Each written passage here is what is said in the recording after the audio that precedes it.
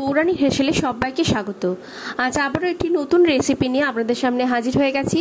আজ আমি বানিয়ে দেখাবো রথযাত্রার স্পেশাল লবঙ্গ লতিকা।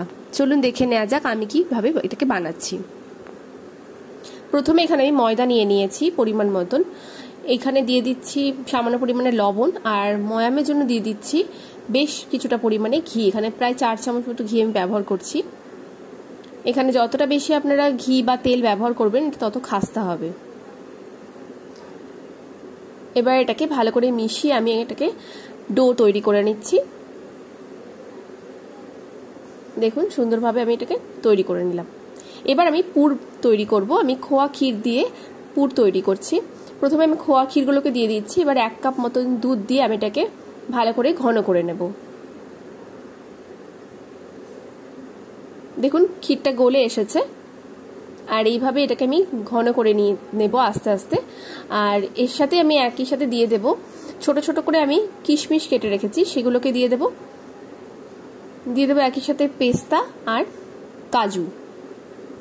এবার এই সব কিছুকে দিয়ে ভালো করে মিশিয়ে আমি এটাকে আর একটু টানিয়ে নেব, যাতে যে পুরটা হবে সেটা শক্ত, সামান্য একটু শক্ত হয়।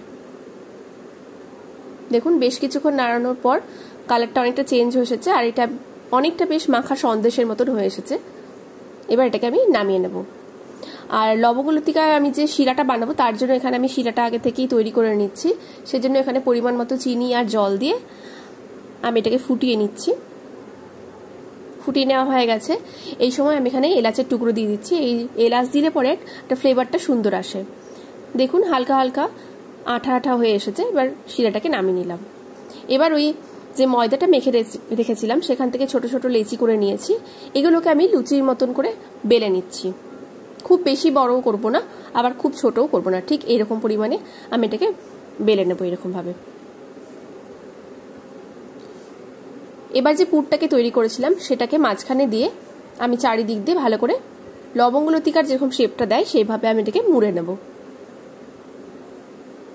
একদিকটা মোড়া হয়ে গেছে। এবার উপরের দিকটা ঠিক এইভাবে মুড়ে আমি এর উপরে একটা লবঙ্গ যেটা সেটা দিয়ে আটকে দেব। এবার তো এগুলোকে তেলে ভাজতে হবে। দেখুন এরকমভাবে অনেকগুলোকে আমি তৈরি করে নিয়েছি। এবার তেলে ভাজার জন্য আমি এখানে পরিমাণ মতো তেল দিয়ে দিচ্ছি। বেশ অনেকটাই তেল লাগবে যেহেতু ডুবো তেলে ভাজতে হবে। এবার একে একে আমি লবঙ্গ লতিকাগুলোকে এখানে ছেড়ে দিচ্ছি। আর এটাকে লো হিটে ভাজবো, তা না হলে ভেতরটা কিন্তু একদম কাঁচা থাকবে। আর ততক্ষণ অবধি ভাজবো যতক্ষণ অবধি না একটা লাল রং হয়ে এসেছে। দেখুন সুন্দর একটা লাল রং হয়ে এসেছে। এবার এটাকে ভাজা হয়ে গেছে, তুলে রাখছি। একইভাবে আমি বাকিগুলোকেও ভেজে নেব, তবে অবশ্যই এটা লো হিটেই ভাজবেন। এটাও ভাজা হয়ে গেছে, তুলে রাখছি। এবার যে চিনির শিরাটা আমি করে রেখেছিলাম তার মধ্যে এটাকে আমি 10 মিনিটের জন্য রেখে দেবো। ভেজে রাখা যে লবঙ্গ লতিকা সেগুলোকে 10 মিনিট এই রসের মধ্যে দিয়ে এটাকে তুলে আমি সার্ভ করব। খুব সহজে তৈরি হয়ে যাবে। আর রথযাত্রা উপলক্ষে এটা আপনারা বাড়িতে সহজেই বানিয়ে নিতে পারবেন। আর আজকের রেসিপি কেমন লাগলো অবশ্যই আমাকে জানাবেন। আর ভালো